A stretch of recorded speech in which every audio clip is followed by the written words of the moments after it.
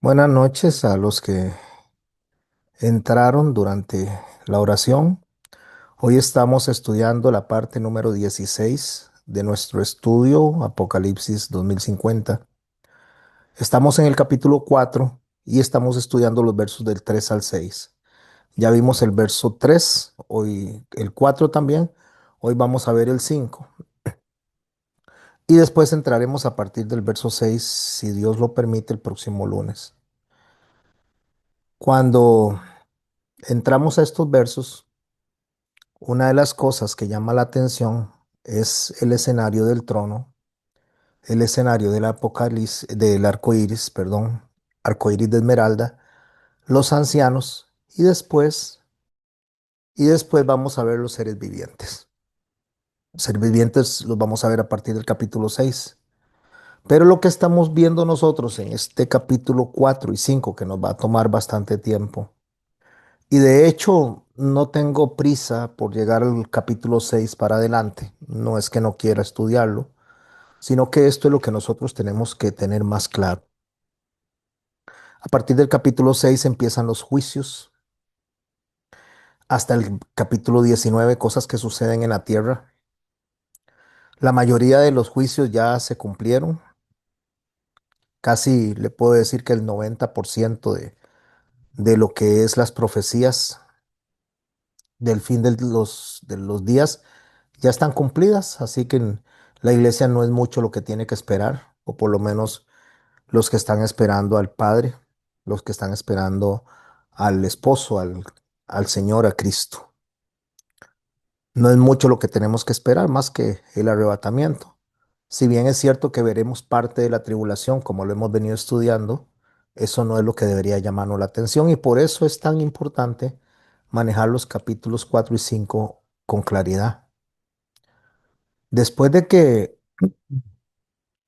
vemos lo que es el arco iris y vemos los ancianos y vemos todo lo que tiene que ver alrededor del trono de la gloria, vamos a ver lo que son relámpagos, truenos y voces que tienen que ver con justamente los juicios que salen desde el trono. Pero si analizamos el Apocalipsis con la óptica correcta, nos damos cuenta que es un libro prácticamente sacerdotal. Es un libro sacerdotal que también habla de juicios. Y este comportamiento o esta forma de responder de Dios es la misma que ha tenido a través de toda la Biblia.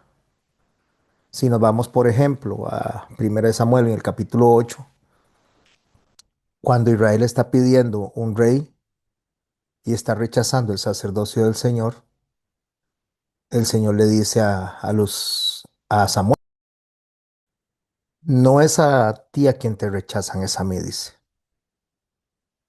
Israel está rechazando la voz profética en Samuel y empiezan a pedir a alguien que los guíe a ellos, un rey como las naciones del mundo. Esta es la conducta del ser humano.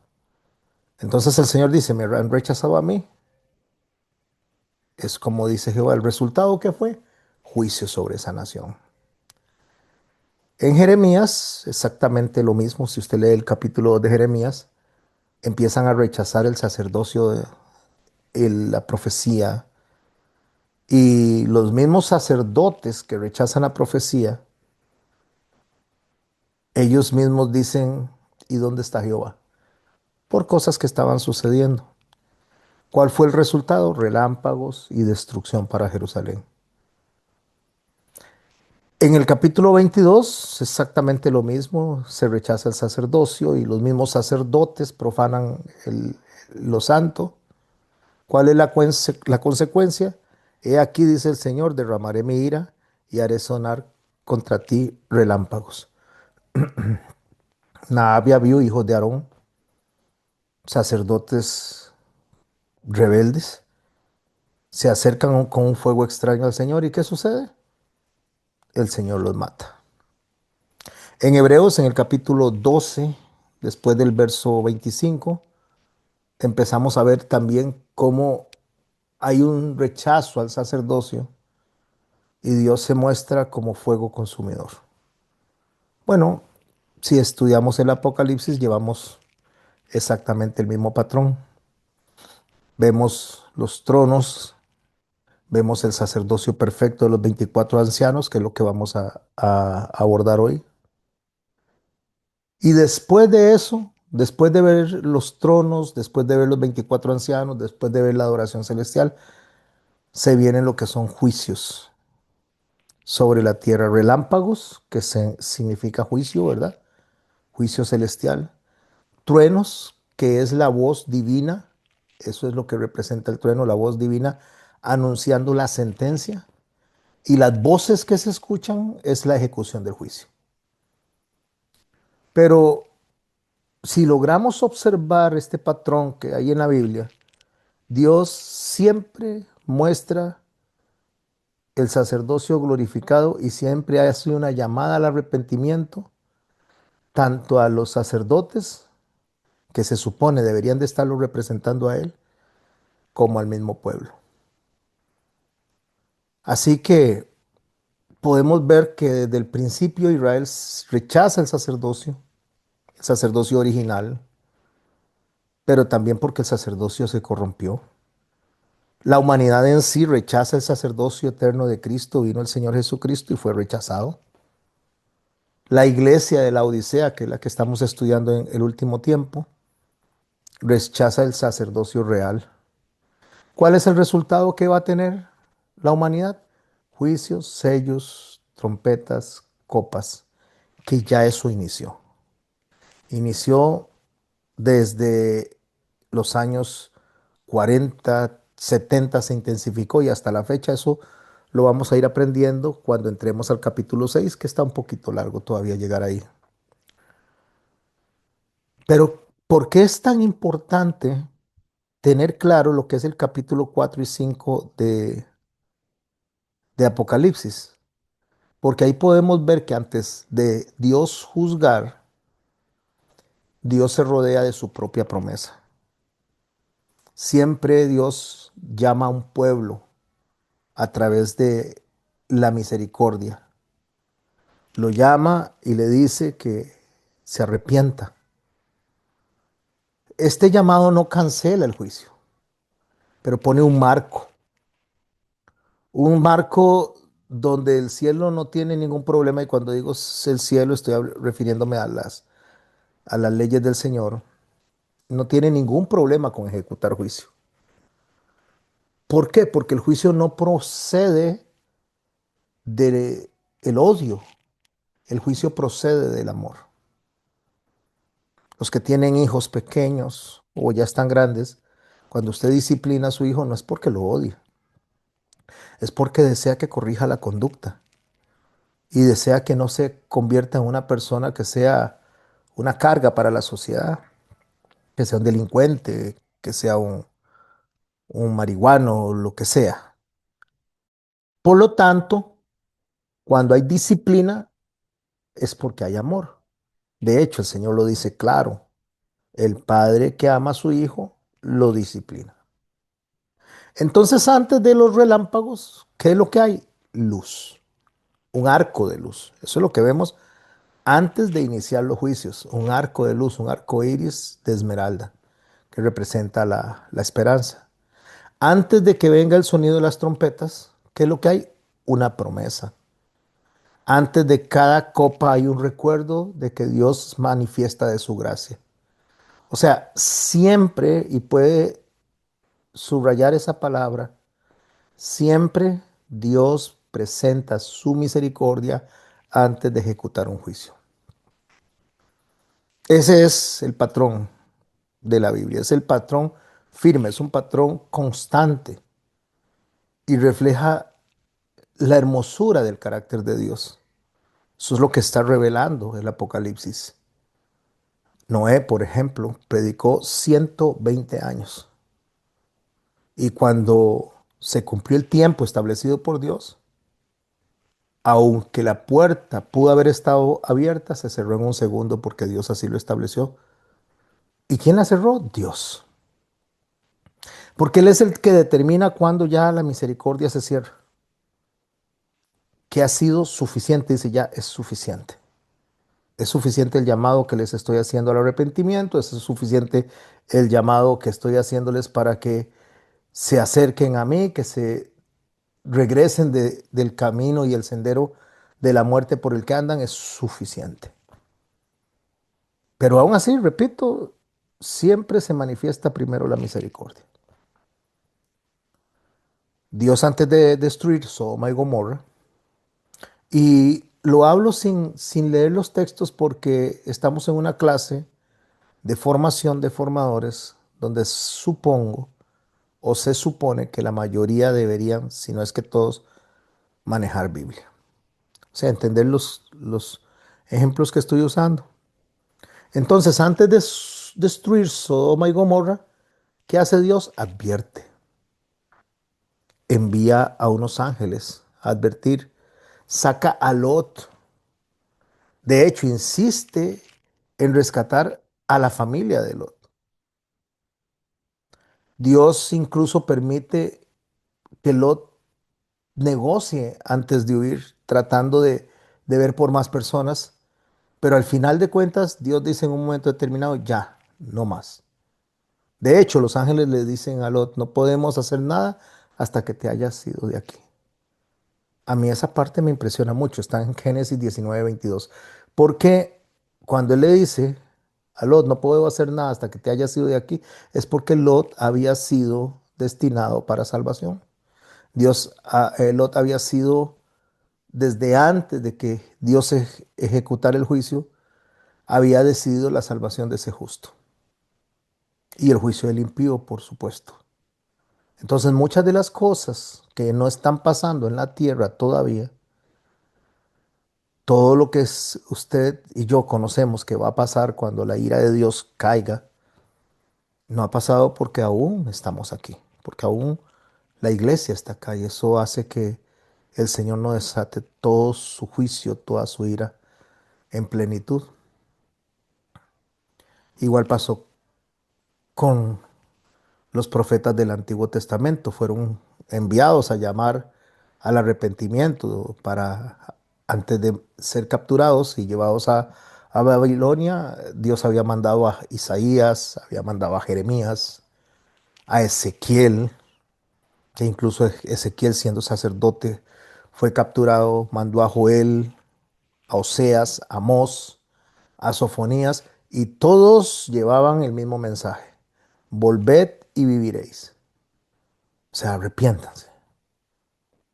Nunca, mis hermanos y mis hermanas, nunca ha habido un juicio sin advertencia. Nunca. Dios no hace así. Nunca ha habido una disciplina del Señor sin un llamado al arrepentimiento. Nunca. Cuando una persona dice, pero ¿por qué me está pasando esto? ¿Por qué voy a traducirlo al lenguaje tico? ¿Por qué me va como un quebrado? Le puedo asegurar que Dios ya advirtió.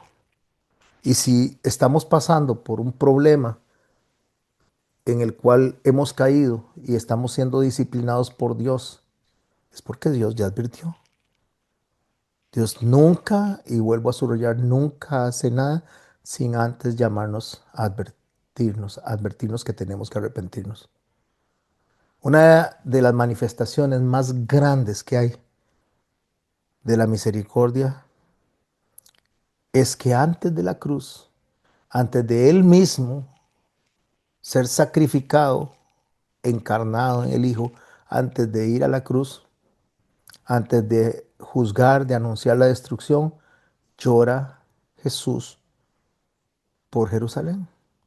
¿Cuántas veces quise juntarlos? Le dice, como la gallina junta a los polluelos y no quisieron. O sea, el Salvador primero llora antes de ejecutar su juicio como juez. Ese es el máximo ejemplo. Antes del juicio final, el Señor provee un sacrificio perfecto. Por eso es que la cruz está antes del Apocalipsis, está en los evangelios. Por eso la sangre siempre está antes del trono de juicio. El Cordero, por eso, mis hermanos y mis hermanas, está antes en el capítulo 4 y 5 que ver los capítulos 6 en adelante de donde cae toda la ira de Dios. Entonces, mis hermanos, lo primero que vimos nosotros cuando iniciamos este capítulo 4 es la figura del jaspe, de la cornalina, que ya lo expliqué, la santidad, la redención, el pacto entre el Padre y el Hijo, el arco iris de esmeralda, que es el pacto de la misericordia. Y luego se encuentra Juan explicándonos a nosotros que hay 24 ancianos, que es lo que vamos a ver hoy. 24 ancianos se reflejan un pacto cumplido. Y los relámpagos que vienen después de los 24 ancianos reflejan el juicio. ¿Cuál es el mensaje? El mensaje es claro. Dios no va a hacer juicios antes de envolver a su pueblo en misericordia. Así que antes de que caigamos en la gran tribulación, Dios nos está anunciando justamente un llamado para que salgamos de ese camino en el cual estamos cayendo, el camino de apostasía. No lo estoy diciendo de usted a título personal, ni estoy hablando de mí, estoy hablando de la iglesia como tal. La iglesia como la Odisea, que es apóstata, y en medio de la iglesia apóstata está un remanente que es donde nos encontramos los que queremos agradar al Señor. Y aún incluso durante la tribulación Dios envía testigos, como son los 144,000 sellados. Como les he dicho, no voy a profundizar hasta que llegue al capítulo 7 de Apocalipsis. Después habla de dos testigos que las personas se imaginan, dos individuos que son asesinados de manera particular, pero vamos a ver que no es esa la figura. Recordemos que Dios, para hablar de lo indecible, que es de su gloria, utiliza lo creado, lo que conocemos para poder hablar de lo que no conocemos. Entonces Él envía a los testigos, Él envía a los 144,000 sellados, los envía aunque son personas que se han quedado durante la tribulación. Envía al ángel que está diciéndole a Juan lo que tiene que hacer. Los llamados son constantes al arrepentimiento. Todos los días Dios nos llama al arrepentimiento. Todos los días el Señor insiste. Todos los días, a cada hora y a cada segundo, el Señor hace un llamado que por lo general el ser humano no quiere oír. El Espíritu Santo lo que hace antes de abrir los sellos en el Apocalipsis es enseñarle a Juan lo que Dios dio, lo que Dios anticipó, como lo dice el hermano Pablo cuando le escribe a los Efesios, lo que Dios determinó desde antes de la fundación del mundo. Él lo presenta y entonces, ¿qué es lo que hace? Antes de abrir los sellos, antes de desatar todo el enojo, el Señor presenta el escenario que estamos viendo hoy.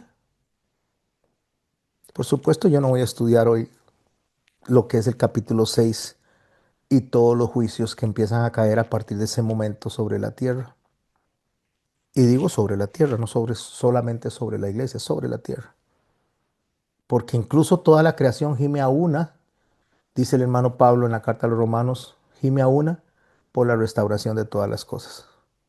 Ese es el principio del carácter de Dios, no es una excepción de Él. Así es como actúa Dios. Santiago escribe que la misericordia triunfa sobre el juicio, porque Dios nunca ejecuta juicios sin llamar, sin advertir, sin enviar mensajeros. Y hoy usted, mi hermano, y usted, mi hermana, y yo estamos escuchando lo mismo, exactamente lo mismo. La gente se asusta porque dicen, no quiero estudiar este libro, esto me da mucho miedo. Entender este libro me asusta porque veo que van a haber muertes y misiles y terremotos y pestes, hambres, crímenes, pero no entienden. No entienden porque en lugar de procurar aprender el lenguaje del cielo, se quedan con su opinión, con el lenguaje de los seres humanos, en su inconsciencia, en su desfachatez, tratando de explicar lo inexplicable desde su óptica. Y Dios está presentando un escenario de los cielos que no se puede explicar con palabras humanas. Por eso es que salen estos símbolos, por eso es que vemos el arco iris, los relámpagos, los tronos, el cordero que está antes de los juicios, y vemos esos 24 ancianos. Y por eso es importante entender lo grave que es rechazar ese llamado al arrepentimiento, porque el arrepentimiento es la advertencia. El Señor hace una advertencia, el Señor enseña, el Señor revela, el Señor muestra su gloria. O sea, el Señor no está regañando a nadie cuando está presentando sus leyes, no está amenazando a nadie. Él no está diciendo, yo los amenazco para que me sigan. No, eso no es lo que Él quiere. Él quiere que lo sigamos por amor, porque lo amamos. No por lo que va a hacer, sino por lo que ya hizo. No que lo sigamos porque nos puede proteger de la tribulación. No porque lo sigamos porque nos puede arrebatar. Y ahí es que tanta gente dice, pero ¿por qué? ¿Y por qué nos va a sacar a nosotros de la tribulación? Y otra gente pereció. Es que ahí es donde más bien deberíamos de decir, Señor, gracias. Gracias porque somos la generación que va a vivir esta belleza de lo que es verte a ti venir. Este acto de amor, este acto de la paciencia de Dios, que dice Pedro que Él es paciente porque no quiere que ninguna persona perezca, sino que todos procedan al arrepentimiento. Que por eso es que se retarda el juicio, por la misericordia. Que por eso es que advierte y nos dice, esto es lo que va a pasar por amor. Por eso nos llama tantas veces, porque no quiere perder a nadie. Pero cuando un corazón decide rechazar la llamada de atención, entonces queda frente a una realidad que no es un castigo, es una consecuencia. Entonces lo que nosotros vemos o vamos a ver después del capítulo 6 es la consecuencia de no haber entendido lo que en el capítulo 4 y 5 nos dio Dios como referencia para que anhelemos ese momento. Eso es lo que estamos estudiando en estos versos. Los voy a leer para poder meternos dentro de la enseñanza de hoy de manera profunda. Apocalipsis 4, verso 2. Y al instante yo estaba en el Espíritu y aquí un trono establecido en el cielo y en el trono uno sentado. Y el aspecto del que estaba sentado era semejante a piedra y de jaspe y de cornalina. Y había alrededor del trono un arco iris, semejante en aspecto a la esmeralda. Y alrededor del trono había 24 tronos. Subraye eso, que es lo que vamos a ver hoy.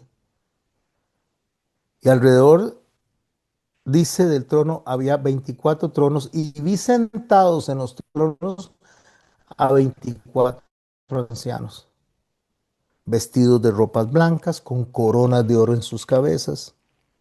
Y del trono salían relámpagos y voces, y delante del trono ardían 7 lámparas de fuego, las cuales son los 7 espíritus de Dios. Y delante del trono, el verso 6 solo lo voy a leer nada más, aunque no lo vamos a ver hoy. Hoy solo vamos a ver lo que corresponde a los 24 ancianos. Y delante del trono había un mar de vidrio semejante al cristal. Y junto al trono y alrededor del trono 4 seres vivientes llenos de ojos delante y detrás. Entonces ahí es donde la gente se asusta, como seres vivientes con ojos adelante y atrás, y empiezan a dibujar un escenario de monstruos. La gente es incluso tan creativa que inventan unos monstruos tan horribles que no es lo que está diciendo la simbología del libro, sino que está utilizando algo creado para que podamos entender algo que no se puede decir, indecible.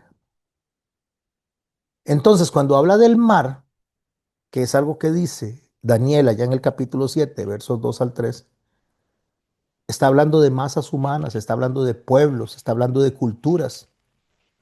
En el Apocalipsis sale de las personas, de ese mar grande, sale de las personas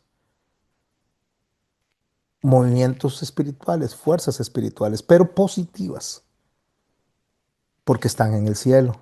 Por eso es un mar de cristal, fuerzas espirituales positivas. En Daniel no. En Daniel está hablando de fuerzas negativas, que son las bestias que él describe. Daniel dice, miraba yo en visión de noche y aquí cuatro vientos del cielo combatían en el gran mar. Cuatro vientos del cielo, está hablando de la ira, de la furia, del juicio que está cayendo sobre la tierra en esos tiempos. Entonces, cuando habla de cuatro vientos, está hablando de cuatro tiempos, como tal, no vientos, sino tiempos de juicio que combaten en el mar. El mar se está refiriendo a las personas.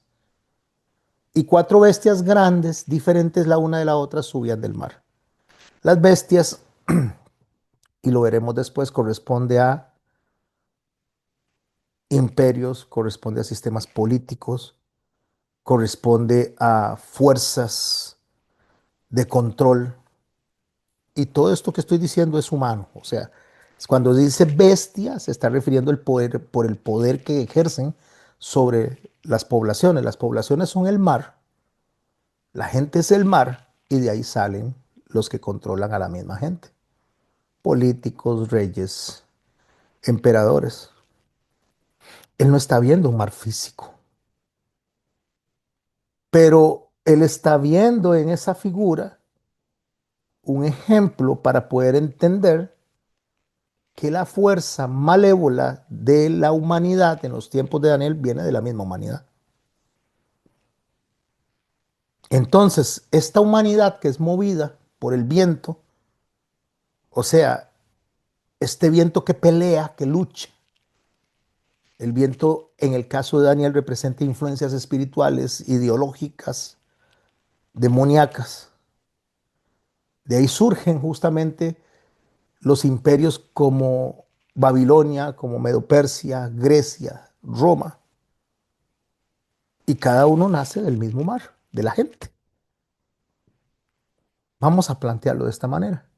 Nosotros tenemos presidentes, tenemos, bueno, presidente en singular, tenemos diputados, tenemos magistrados, tenemos alcaldes. ¿De dónde sale toda esa gente que controla a la gente? Del pueblo. Entonces, para efectos de Daniel, el pueblo es el mar. Y las bestias son las que salieron a controlar a la gente de ese mar. Pero en el cielo hay un mar de cristal. Ese mar es diferente. Ese mar también representa huestes espirituales, salidas de la misma gente, pero de los redimidos. Y sobre esa gente redimida hay 24 tronos. Solo que estos no son bestias, estos son sacerdotes, son reyes, reyes y sacerdotes.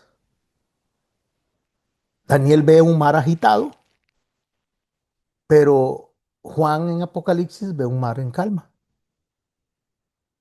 Pero entre ambos mares, el que está viendo Juan y el que está viendo Daniel, hay una frontera, y es la cruz de Cristo. Porque estas aguas revueltas que ve Daniel es totalmente diferente a las que está viendo, y recuerde, no son aguas, son personas, a las que está viendo el hermano Juan. Dice Juan, capítulo 4 verso 6. Y delante del trono había un mar de vidrio semejante al cristal, semejante, no igual. Porque está utilizando un lenguaje el cual solo pueden entender personas que hayan sido redimidas y guiadas por el Espíritu Santo. Un mar de vidrio semejante al cristal.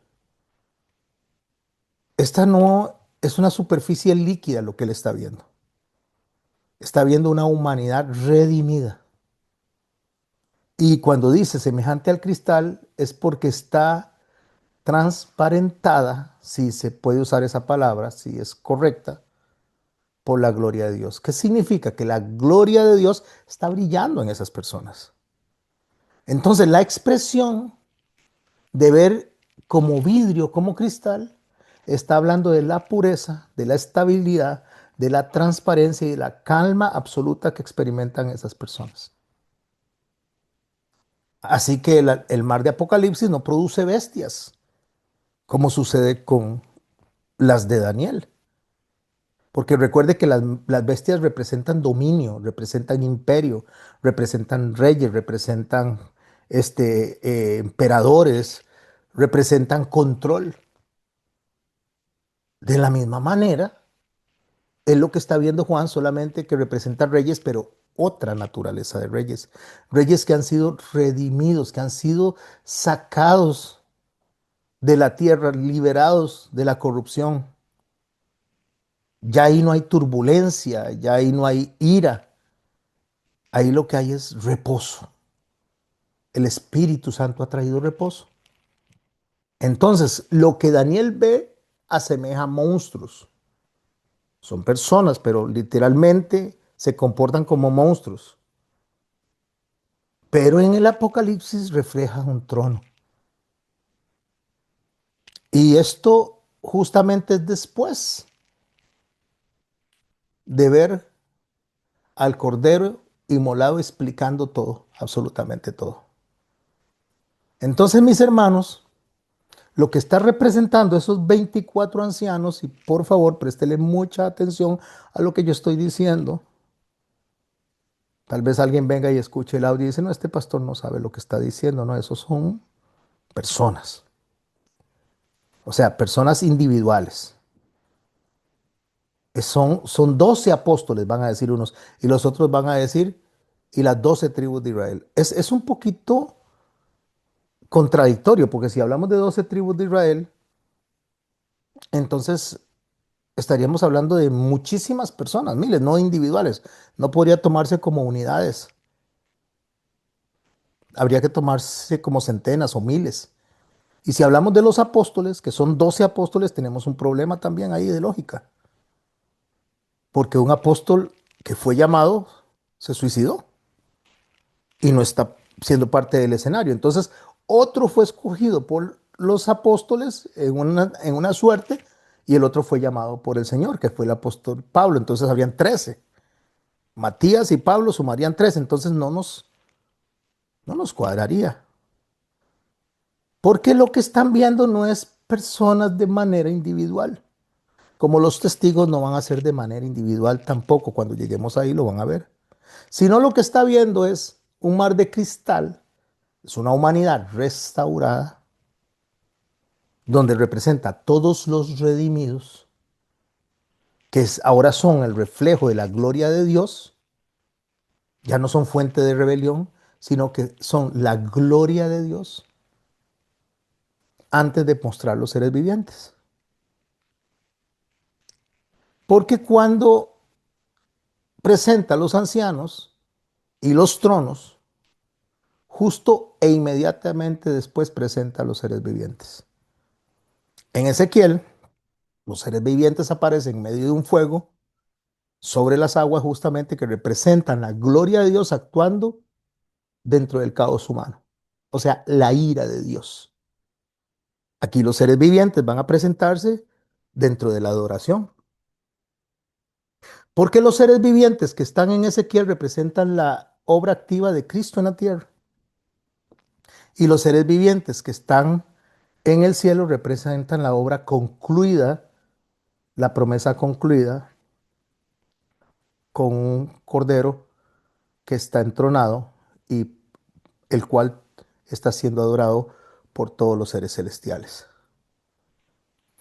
Entonces Apocalipsis 4 representa en los seres vivientes los que ya no están en el mar turbulento de la tierra, sino que están en el mar de cristal. Y mis hermanos, yo trato de explicarles despacio. Mis hermanas, yo trato de ser claro para que podamos entender todo el escenario con palabras usadas de cosas creadas para poder explicar lo que es indecible, que no se puede explicar. Por eso es que les digo, cuando vienen a las clases, ya hayan comido o ya se hayan tomado algo y si se lo van a tomar, tómenselo frente a la clase, frente a lo que yo estoy diciendo, porque usted se separa un instante. Cuando usted regresa, perdió 2, 3, 4, 5 minutos o 10, perdió toda la secuencia. Entonces le cuesta comprender porque está perdiendo la lógica, está perdiendo los símbolos que el Señor usó para que nosotros podamos leer este libro y que nos sea de bendición como lo planeó Él. Entonces, ¿qué es lo que está viendo Juan? Juan está viendo una obra consumada. O sea, está viendo lo que Ezequiel primero vio como fuego que estaba purificando, lo que Daniel también vio como fuego purificador. Lo que está viendo Juan es la conclusión de aquellos que decidieron obedecer. Porque en Ezequiel los seres vivientes, mis hermanos, están trabajando en la tierra, están funcionando en acción de la tierra y Ezequiel dice, está la gloria de Dios. Y esto lo voy a empezar a explicar si me da tiempo a partir del próximo lunes o el siguiente viernes. Lo que son los seres vivientes que nos va a tomar un buen ratito aprender de ellos y es hermosísimo. Pero él está viendo seres vivientes que están trabajando en medio de un caos. Pero en el Apocalipsis, está viendo seres vivientes adorando. Pero en ambos, tanto en los que están en el Antiguo Testamento como los que están en el Nuevo Testamento, Cristo es el centro. Ellos están representando el ministerio de Cristo en sus 4 dimensiones. Como rey, representado en un león. Como siervo, representado en un buey. Como hombre, Jesús encarnado. Y como águila, que es el Espíritu Santo. Esas son las 4 dimensiones de Cristo. 4 dimensiones que trabajan en la tierra como la obra de Él como hombre en Ezequiel y 4 dimensiones que trabaja con Juan como la gloria ya establecida. En Apocalipsis lo que está presentando es la plenitud de Cristo ya glorificado sobre un mar transformado, sobre una humanidad redimida. Ahora no se haga muchas preguntas. Después cuando lleguemos a esos versos se los voy a explicar. Entonces el mar de cristal, que es esa humanidad glorificada, es contrario a las naciones agitadas que veía Daniel. Ahora están viendo las cosas pacíficas, están viendo personas redimidas, están viendo la pureza. Eso es lo que se está viendo en Apocalipsis. Por eso es que él dice, y lo voy a leer y vea la diferencia de cómo lo va a entender ahora, cómo lo va a escuchar. Ahora le va a ser tan claro que usted va a decir, ¿cómo yo no había visto esto? ¿Cómo cada vez que leía esto cerraba el libro y no lo quería leer porque me asustaba? Voy a irme un poquito adelante, Apocalipsis capítulo 15, verso 2. Es la misma escena. Dice así, vi también como un mar de vidrio mezclado con fuego. Fuego es purificación y el mar de vidrio ya lo expliqué. Y los que habían alcanzado la victoria sobre la bestia. ¿Qué es la bestia? Imperios de destrucción, sistemas de corrupción, y los que alcanzaron la victoria sobre la bestia son los redimidos. ¿Qué estaban haciendo estos que alcanzaron la victoria sobre la bestia? Estaban de pie sobre el mar de vidrio con arpas de Dios. ¿Se da cuenta? Qué fácil es entender este libro. Qué clarito. Ahí está claramente identificado que ese mar son redimidos, que salieron del mundo cuando fueron arrebatados o personas que superaron y fueron santificadas durante la tribulación. Ellos son el mar, pero en ese mar está en el centro el cordero inmolado. ¿Por qué? Porque estos son los testigos, unos en el cielo y otros van a ser testigos en la tierra. Aunque están mezclados entre la humanidad, los que están abajo siguen siendo testigos de la gloria de Dios en medio del juicio, lo que los lleva a adorar. Esos son los 144,000 que escuchan un cántico nuevo. Esa es la secuencia, mis hermanos, que estamos viendo en el capítulo 4. El trono, que es la autoridad divina, el jaspe y la cornalina, que son la santidad y la redención del Padre y del Hijo, el arco iris de esmeralda, que es la misericordia que está rodeando, no es medio círculo, sino un círculo completo, está rodeando absolutamente todo el trono, y los 24 ancianos, que es el pueblo del pacto consumado. Después vamos a hablar de los relámpagos. Hoy no. Y el mar de cristal, pues toda la humanidad redimida, que está siendo guiada por estas personas que están sentados en los 24 tronos. Es lo que nos está mostrando a nosotros, una progresión redentora completa, una santidad absoluta, que es el jaspe, y una humanidad glorificada como lo que es el mar de cristal. Así que podemos hablar, mis hermanos y mis hermanas, que estos ancianos y estos tronos tenemos que entenderlos y tenemos que leerlos desde esta óptica que yo acabo de explicar. Porque si yo no lo entiendo, si yo no lo explico de esa forma, entonces ¿cómo voy a saber quiénes son estos 24 ancianos que están sentados en 24 tronos? Apocalipsis 4, verso 4. Y alrededor del trono había 24 tronos. Hay un trono en el centro y alrededor, en círculo, donde está el mar de cristal, donde está el arco iris que representa la esperanza. Ahí están esos 24 tronos. Y en los tronos hay 24 ancianos sentados, que tienen de característica ropas blancas. La ropa blanca significa que han sido santificados. Coronas de oro, que han sido coronados y que han sido puestos para gobernar. Somos reyes y sacerdotes, dijo Pedro. Entonces, ¿qué es lo que está revelando este verso de los 24 ancianos? Está revelando identidad, está revelando posición, está revelando autoridad y el estado eterno de este grupo de personas. Pero no es que vamos a sumar uno más uno. No vamos a decir, mire, el número uno es fulano, el número dos, tú. No, no, no, no, no. Es una figura, porque el número 12 representa congregación, representa algo completo. Y 24 representa dos congregaciones. Por eso cuando leemos acerca de los 144,000 que están sellados, que de hecho son testigos durante la tribulación, hay una denominación que dice que son ellos. Imagínense que esa denominación, si tengo entendido, al día de hoy andan alrededor de unos 7 millones, si no es que 9 millones de personas que componen esa denominación, o tal vez más. Entonces, si 144,000 son ellos, ¿qué hacemos con todos los demás? Y los que han muerto de esa denominación.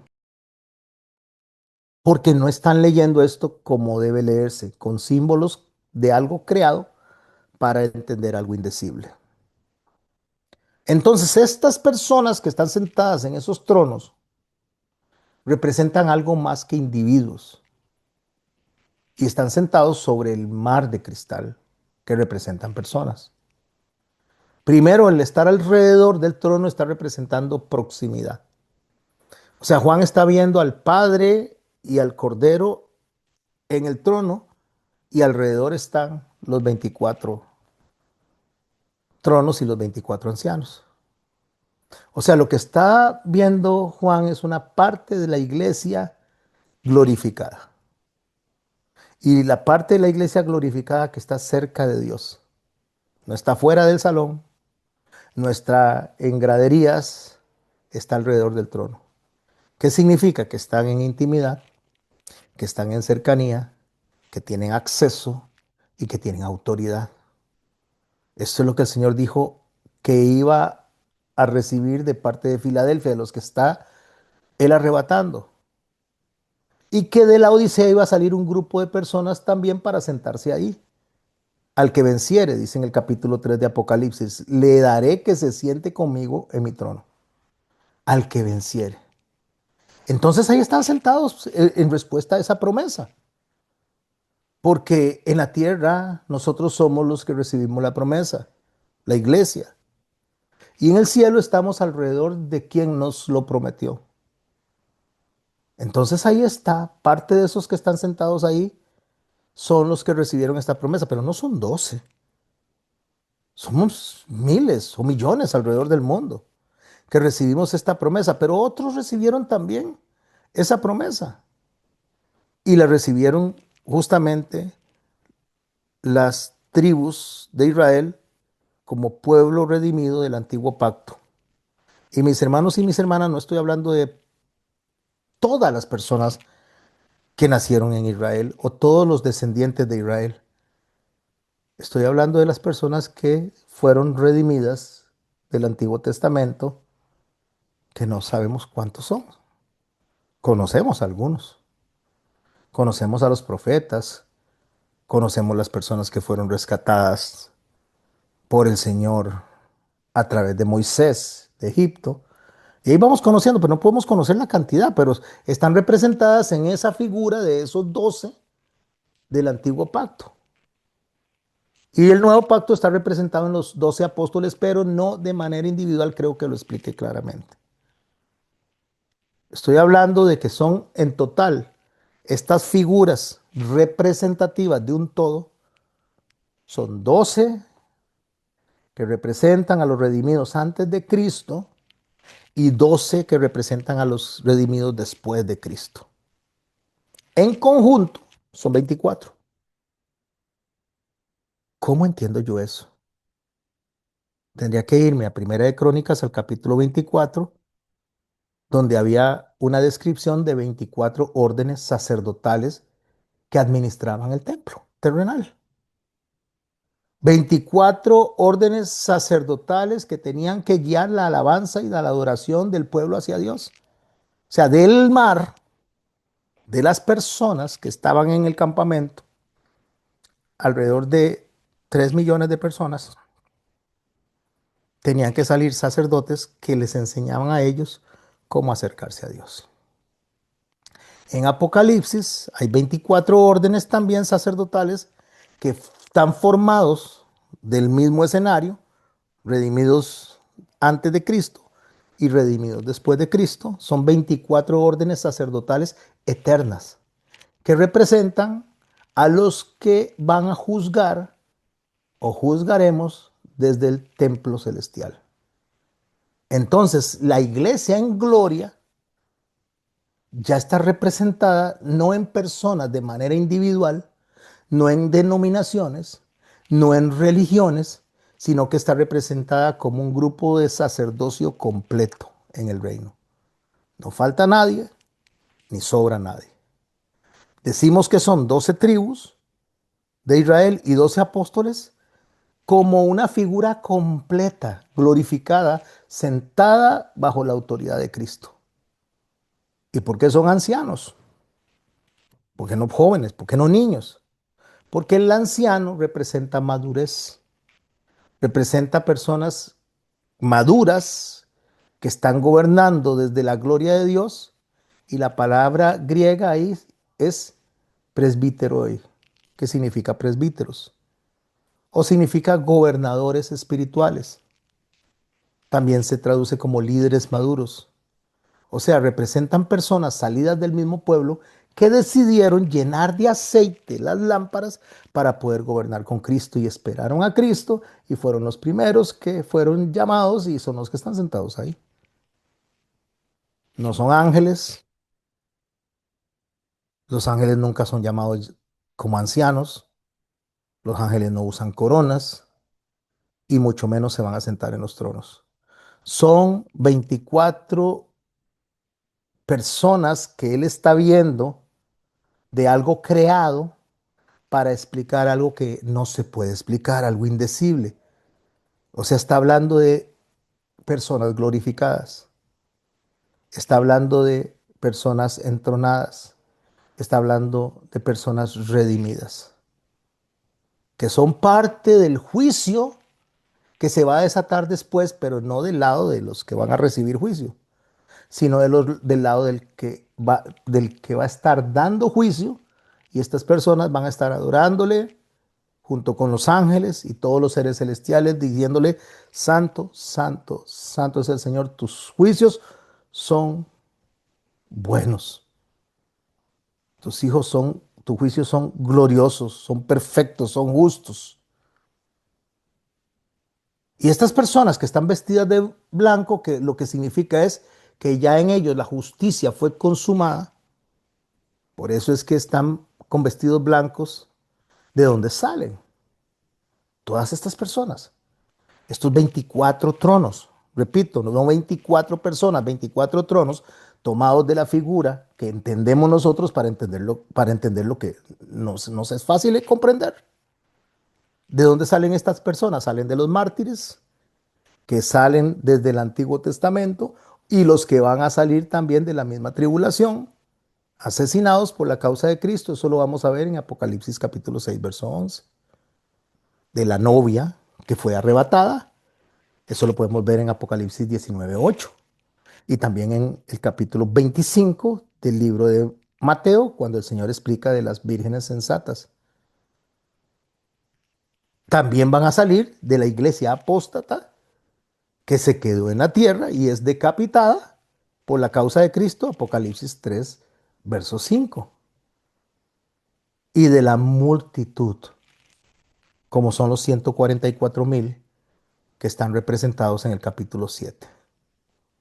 Estos están vestidos de blanco, porque son los que tienen pureza, los que tienen victoria, los que han recibido el perdón de Cristo, los que han recibido la santidad de Cristo, los que han recibido la justificación completa. Por eso están con esas ropas. La palabra griega para lo que ellos están usando ahí es imitaya. Y la palabra imitaya no es cualquier túnica, mis hermanos. La palabra está hablando de vestiduras oficiales de reyes. O sea, está hablando de trajes de personas que tienen una autoridad muy elevada.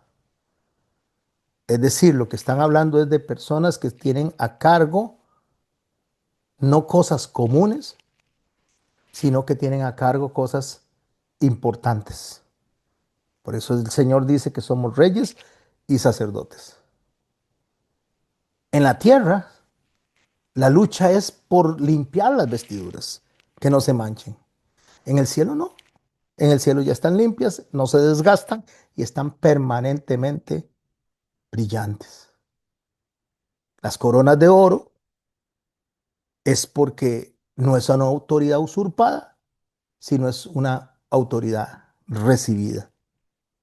Y los ancianos que están ahí, cuando reciben las coronas, se habla de dos tipos de palabra para esas coronas, que son diademas, que serían unas coronas que van alrededor, que representan linaje, unas delgaditas representan linaje descendientes de otro rey. Ese es el que lleva una diadema. Todos los que están ahí tienen diademas, pero también hay una que se llama Estéfano. Esa es una corona que se daba no por ser descendiente del rey, sino el Estéfano.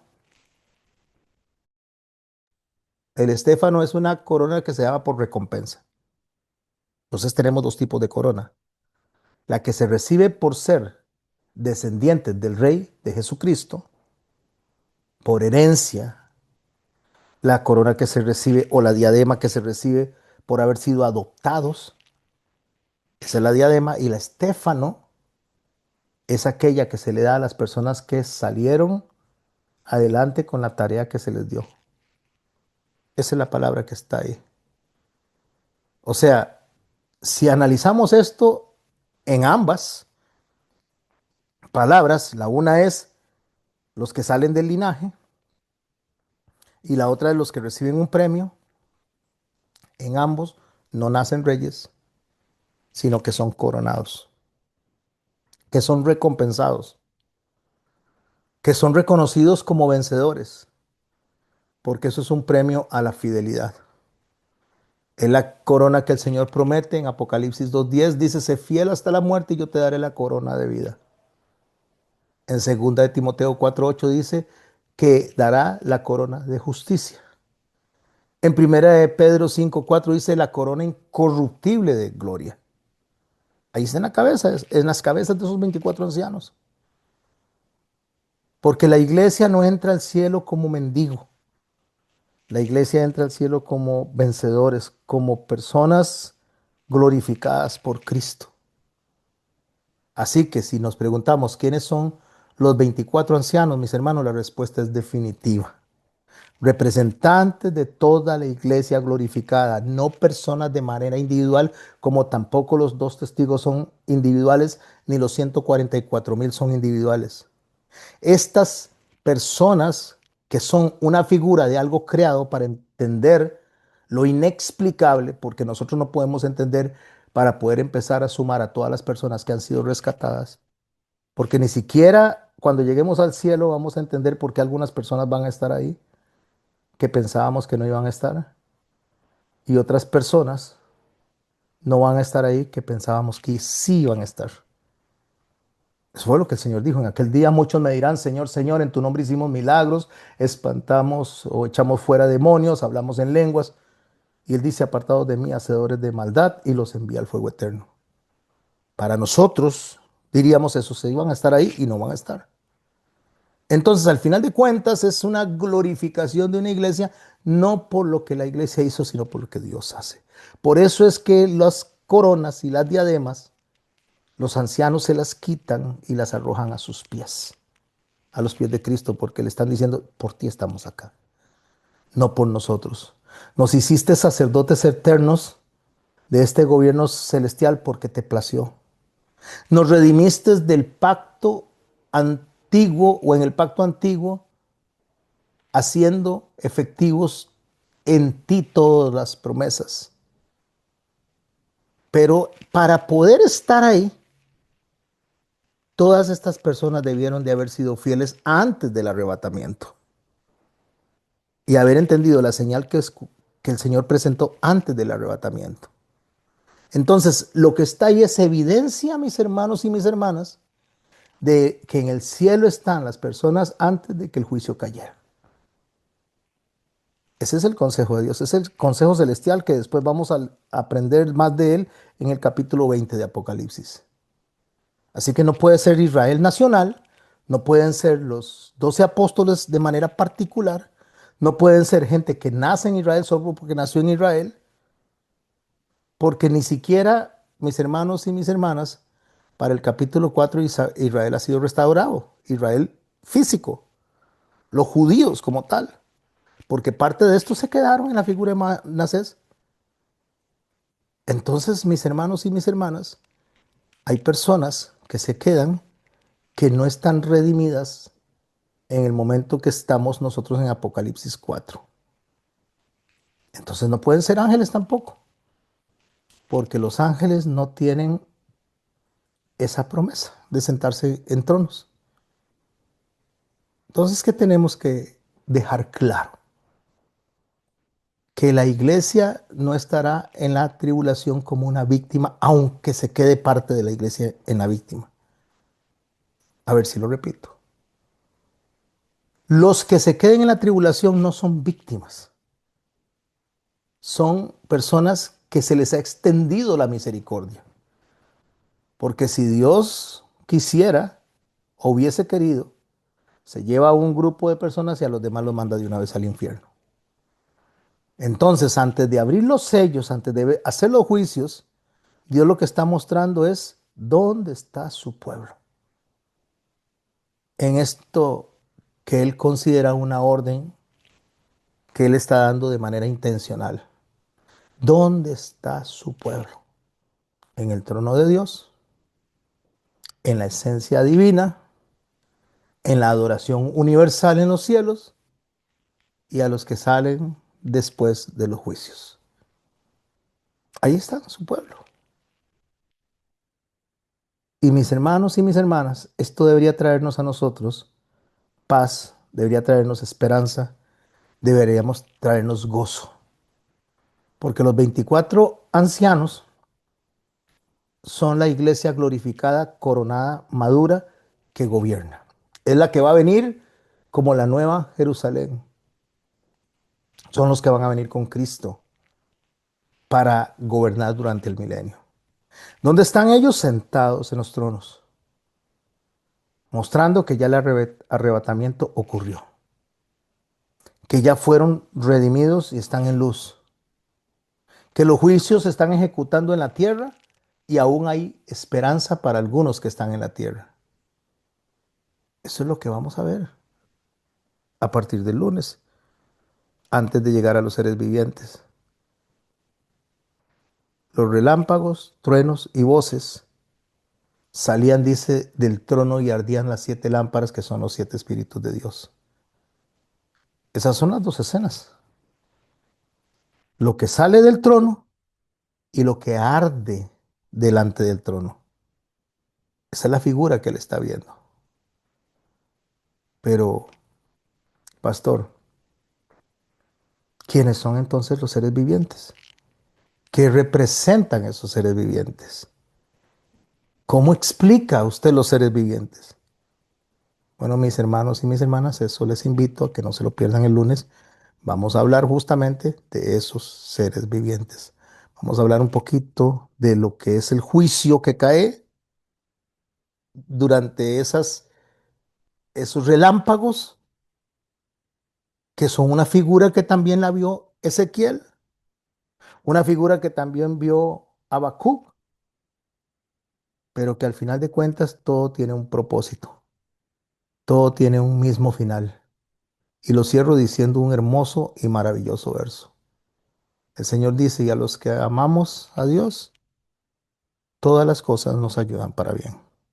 Incluso, mis hermanos, a los que amamos a Dios, nos ayuda para bien la disciplina, nos ayuda para bien el castigo, porque cuando viene de parte de Dios es castigo con amor. Es disciplina para buscar la salvación, no es una disciplina para exterminarnos. Así que cierro la charla de hoy para que conversemos un ratito. Hoy es más cortito, hoy es viernes. Cierro la charla de hoy más o menos trayendo una figura como esta. Cuando usted va a una casa que no es la suya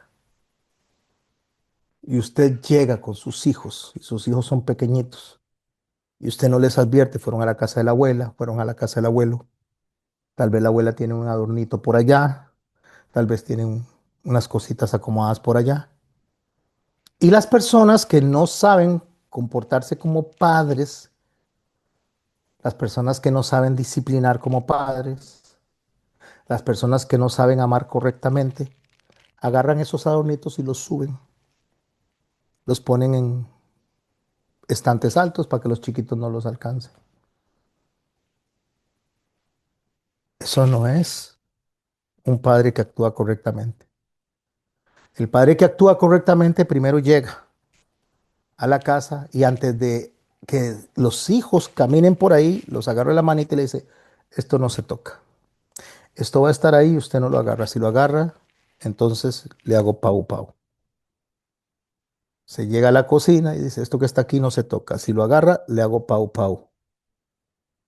Y una vez que le ha hecho el tour en la casa a los chiquitos, ahora sí, vayan a jugar. Esto sí, aquí sí pueden jugar, esto sí lo pueden agarrar, esto no, esto sí. y los deja jugar. Si los chiquitos se comportan correctamente y atienden las instrucciones, no hay pau pau. Si los chiquitos hacen lo incorrecto, se les llama la atención, se les hace pau pau y se vuelve a poner el adorno donde estaba. Porque no es alejarles el cigarro lo que los salva. No es alejarles la marihuana lo que los salva. No es alejarles el mundo lo que los salva. No le estoy diciendo que tenga marihuana en su casa ni que tenga cigarros en su casa. Estoy diciendo que no es escondiendo las cosas como se salva a un niño. Es enseñándole que eso no se toca, que eso no es de ellos, que eso los puede llevar a la muerte.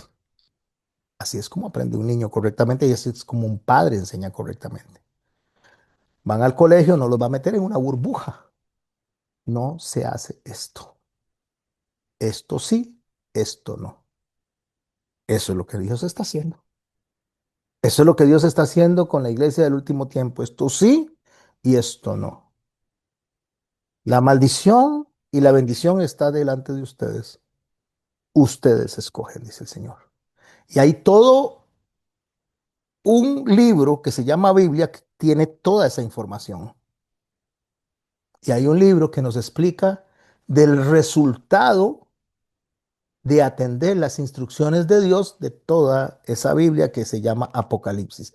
Este es el resultado de la obediencia. El resultado es que van a sentarse en los tronos. El resultado es que van a gobernar como Cristo. El resultado es que van a estar en la adoración celestial con ángeles, con querubines y con redimidos.